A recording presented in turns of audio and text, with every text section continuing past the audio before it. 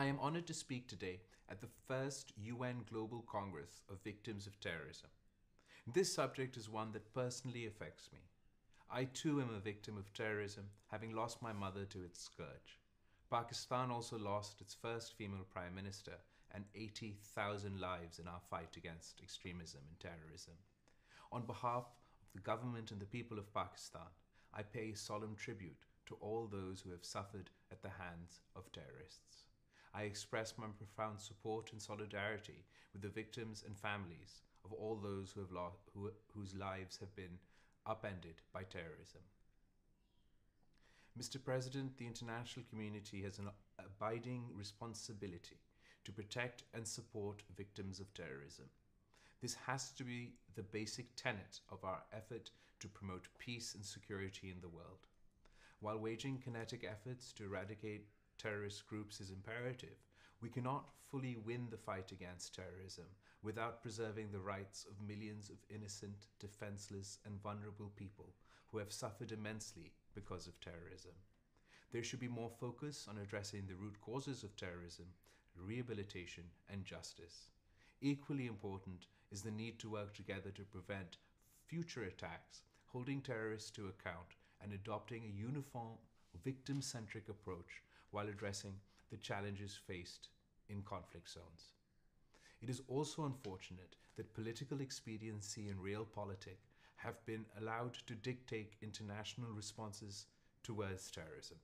Our tolerance for terrorism must not be a function of our foreign and domestic policies.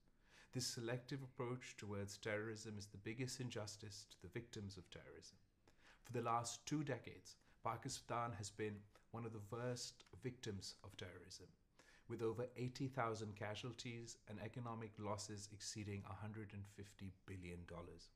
We pay tribute to the families of martyrs of our law enforcement agencies and armed forces who have rendered invaluable sacrifices while defending our country. Mr. President, if we are to chart a way forward for victims, we must look beyond narrow political interests and geopolitical agendas. We must examine why, despite global strategies, the terrorist threats continue to proliferate and give rise to numbers of victims. To further debate on this issue, I would like to make a few points. First, we must address the root causes of terrorism and conditions conducive to terrorism. Second, we must be mindful of how we define terrorism and ensure that politics and vested interests don't distract us from distinguishing terrorism from legitimate causes and struggles for self-determination. Third, we must address state-sponsored terrorism, especially in cases of foreign occupation, and reject occupying powers' propensity to use brute force against occupied peoples in the name of counterterrorism operations. Fourth, we must have a consensus definition of terrorism and take into account new and emerging threats. Fifth, we must address challenges emanating from the use of new technologies by terrorists, especially on social media and the dark web. And finally, we must counter disinformation campaigns. Mr. President, Pakistan condemns terrorism in all forms and manifestations, including Islamophobic, racially, ethnically motivated, and state-sponsored terrorism. Terrorism can only be completely eradicated by fighting extremism and the mindset that breeds violent extremism. I would like to urge that this global problem requires continuing international cooperation without any prejudices or preconceived notions against any particular religion, race, civilization, or country.